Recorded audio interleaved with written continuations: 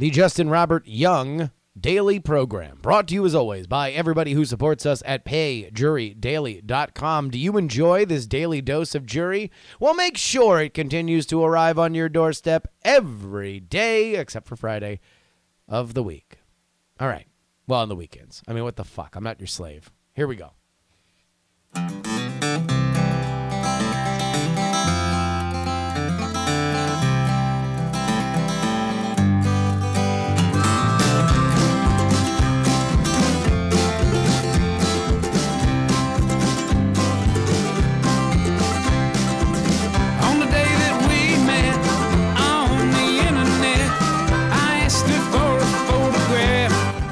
Ladies and gentlemen, boys and girls, children of all ages, welcome, welcome, welcome to the Justin Robert Young Daily Program. We are having a great time today, Tuesday, November 13th. I'm finally off the fucking road, and I realize that the year's done. We're done. We're done with the year. Like, this is really the time where people stop giving a fuck, right? Everybody starts to take extended vacations. Everybody's traveling. Right? Like, once you get into December, nobody's doing any work until January. And if you are showing up to work, nobody's doing shit. Everyone's just fucking around. Everyone's just counting the days. You're just trying to even the shit that you are going to try to do. This is what happens. Literally every November, every December. It starts around now, and it gets as bad as it can be around Christmas, but every once in a while, you go like 3 days where you're doing absolutely nothing. You're fucking around at work. You're trying to spend as long as you can in the bathroom just to kill time on the clock. And the next thing you know, every 3 days, you're like, fuck it, I gotta work.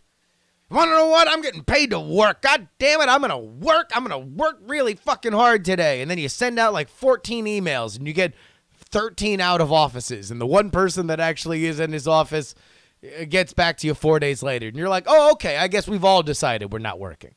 This isn't a me being lazy thing. This is society telepathically all communicating with each other and deciding that we're just not going to give a shit until New Year's.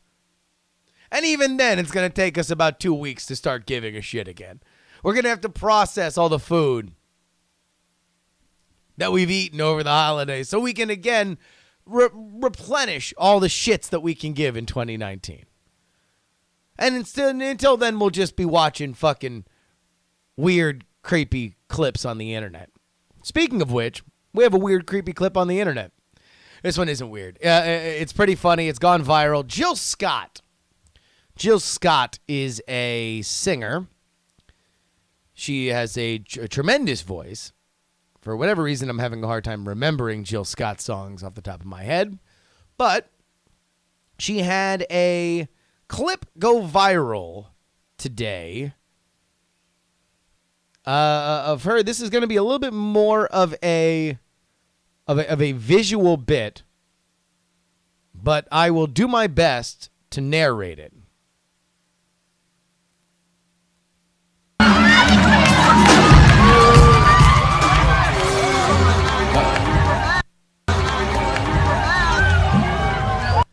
Jill Scott is singing. Jill Scott is slowly bobbing her head forward and backward, simulating oral sex.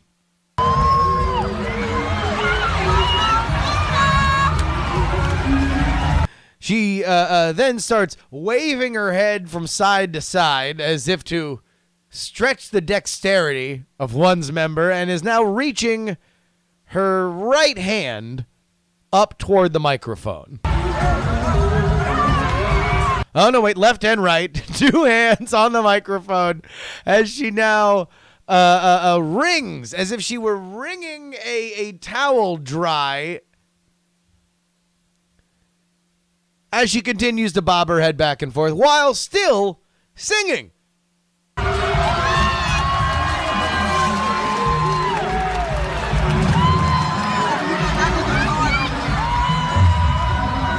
And now she is cupping the back of the microphone. Cupping the back of the microphone as if she has a hand out, and she is fondling the back of the microphone as if to simulate this is where the balls would be.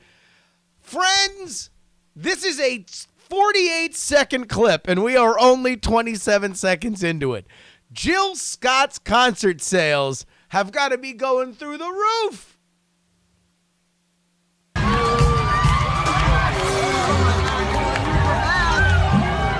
Oh, wait, hold on. I think I screwed this up. Here we go.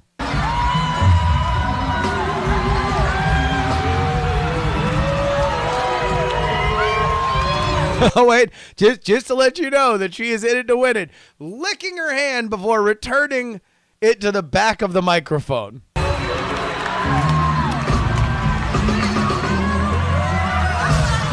Ah, there we go. And as the band comes to its climax, so does the microphone, splashing onto Jill Scott's face as she reacts in very theatrical fashion by throwing her head back as if the force of the microphone's release has given her whiplash.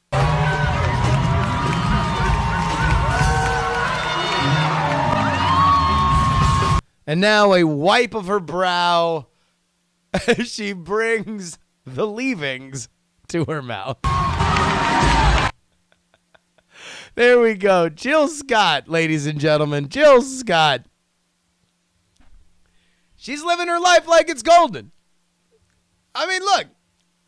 I kind of love that this kind of stuff happens, just because I'm sure she's probably, this is not a new thing for Jill Scott. I'm sure Jill Scott has probably done this routine for a while. It's been part of her show, but it gets to go viral. This one little good piece of business that she does that delights all of her audiences now all of a sudden gets her a little fame. I really appreciate that. The person that pushed this viral initially was a man named Tony, who wrote, "Bruh, why is Jill Scott sucking air dick?" To which Jill Scott responded, "Hi, I sing/act out all kinds of stories. You should come," spelt C-U-M, "to my shows. After a Jill Scott show, most people get splendidly laid by whoever they came with. Hashtag if they don't F it up. Hashtag stop frontin' us suck dick too. They usually go on to happier, more productive, focused, and wealthy lives." Look at that. Look at that. Sex positive Jill Scott. Now imagine the kind of stories that Jill Scott will be acting out in the future. We have another story here that we want to talk about. This is from Marketplace. A look into our driverless car future. Headline, driverless cars will lead to more sex in cars, study finds. This is by Natalie O'Neill. Self-driving vehicles will lead to a rise in car sex, according to a new study. People will be more likely to eat, sleep, and engage in on-the-road hanky-panky. Jesus. When robot cars become the new normal, according to research published in the most recent issue of the journal Annals of Tourism Research. Imagine how proud these researchers' mothers were when they got a call from their sons and daughters saying, Ma, I made it. My work is appearing in the Annals of Tourism Research." Lo, how they all threw their hands in the air and rejoiced that they'd reached the top of their field, published in the Annals of Tourism Research. Quote, "People will be sleeping in their vehicles, which has implications for roadside hotels, and people will be eating in vehicles that function as restaurant pods," Scott Cohen, who led the study, told Fast Company magazine. "That led us to think, besides sleeping, what other things do people do in cars when free from the task of driving?" And you see that the long association with automobiles and sex that's represented in just about every coming-of-age movie is not a big leap, said Cohen. Now, here's where I will take umbrage with this article. The only reason that kids fuck in cars is because that's the only place they get privacy in their teenage years. right? There's a couple moves. Parents ain't home. You're in a car. You're going to the movies. Like, that's pretty much the places in which you can be in private with somebody that you are romantically interested in when you are a teenager. But really, the penetration of driverless cars would have to be so prevalent that they would be the first cars that kids would get. Or they would have to be ownerless, right? Like they would be Uber. And at that point, if you're Uber or Lyft, this gets back to what we were talking about. I think it was in the after show yesterday. This gets back to the idea of, you know, if you're on a Disney ride at a certain point, the voice of God has to come on and be like, hey, stop trying to fuck each other in the goddamn Haunted Mansion buggy. I would imagine that if you just got a regular ass Uber and you're trying to, you know, finger bang your high school sweetheart, at a certain point, the fucking voice of Uber God is going to come over the speaker and saying, hey, knock it off. You can't do that.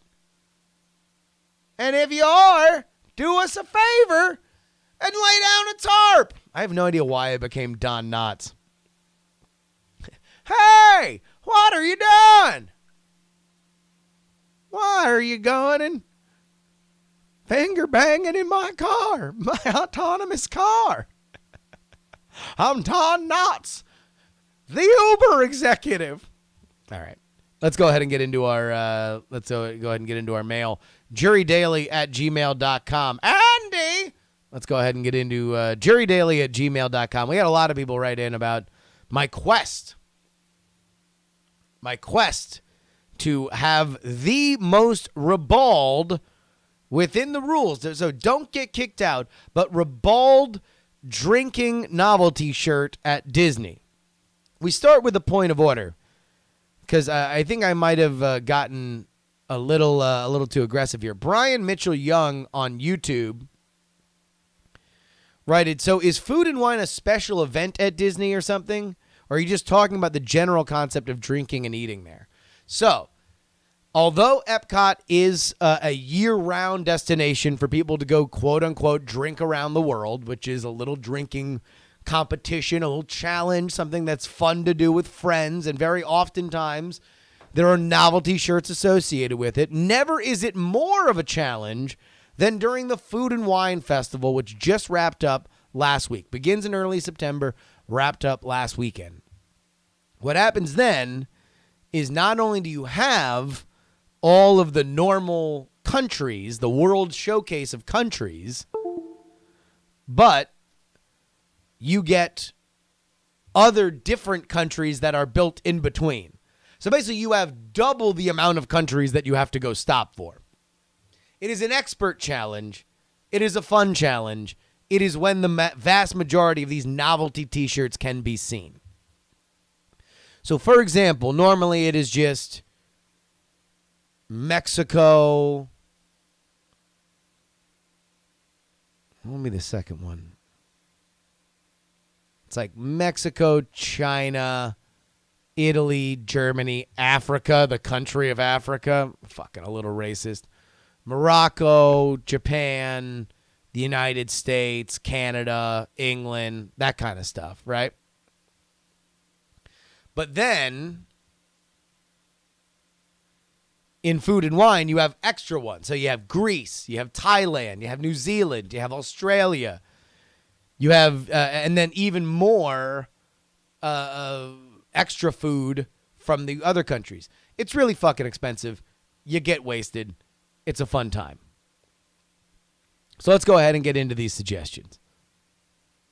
I want to, we had a couple cast members write in, but one gave us the actual rule here. So we'll do all the guesses before we get to the rule.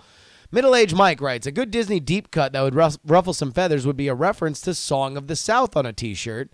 Imagine this. On the front side, lickery doodah, lickery day, and on the other side, a stylized jug, think ceramic XXX like in the old cartoons, with a label stating, Uncle Remus is reserved, aged 175 years. Now, a bold strategy, Cotton. We'll see if it pays off for us. Middle-aged Mike suggesting that we not only add the extra difficulty of trying to get a drinking-centric t-shirt in, while also layering a thin glaze of racism. Jay writes, I just listened to yesterday's episode, and I have an important PSA for all the JuRY Daily listeners visiting the Magic Kingdom. At the happiest place on earth, even though you, as you indicated, that you cannot drink at the Magic Kingdom, this isn't exactly 100% true. And no, I don't mean the outrageously expensive members-only Club 33. I knew I was going to get one of these fucking Disney nerds. Well, actually, me. All right, here we go. Jay writes, the Be Our Guest and Cinderella's Royal Table Restaurant, although usually requiring reservations, do serve alcohol, mostly wine and champagne. I understand that this does not lead to the debauchery of food and wine at Epcot. I'm just saying that I'm pretty sure that I'm not the only one getting the shakes after a day at the Magic Kingdom. If it helps, I'm white. Thank you very much, Jay. I do appreciate that. I do know, I think it was the Be Our Guest restaurant that was the first one to do it. It was recent. I think it was within the last 5 years when they built that restaurant. Sean writes in, the best I could come up with was a Donald Duck t-shirt that reads, I'm ducking Frunk. And Stinky Pete the Pirate writes, just have Mickey talking to his divorce lawyer. I didn't say she was crazy. I said she was fucking goofy. But here we go. We have an anonymous cast member writing in, giving us the real guidelines for drinking shirts. Quote, nothing with explicit language. Even fully censored stuff can get flagged. Nothing with a Disney character holding or drinking alcohol, and nothing with a Disney character vomiting or drunk. Those are supposed to extend to Star Wars and Marvel characters, along with competing characters, but those are more likely to get a pass. The cast member continues, I've worn a shirt with a pinup Tony Stark lounging with a martini glass of food and wine many times with no issues. So, all right, any kind of curse words, no dice, but it seems like you're more likely to get away, because I did see a Darth Vader holding a beer saying, welcome to the drunk side. But then again, you're not really able to see, like it wasn't like Darth Vader pulled up his mask and he had the weird Billy Joel face with like X's on it. So it seems as if Prince Ali, shit-faced as he, Ali Ababwa, would not be good, because it would unless we really disguise the shit-faced, it would not be an issue. All right, we're still looking for this. We're still looking to make this happen. I don't know. All right, guys, write in. We got to figure it out. JuRYDaily@gmail.com. Again, JuRYDaily@gmail.com.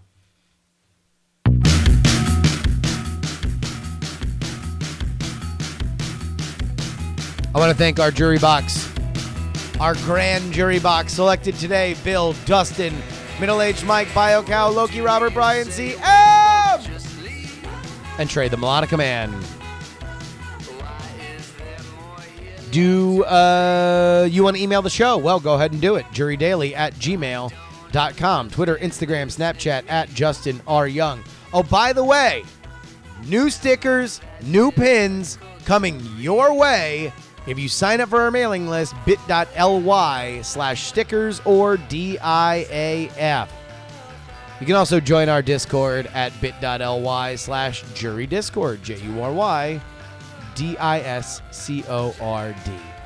Folks, that about wraps it up for us today. Until next time, give a round of applause to Mr. Wacky. And more importantly, please don't die!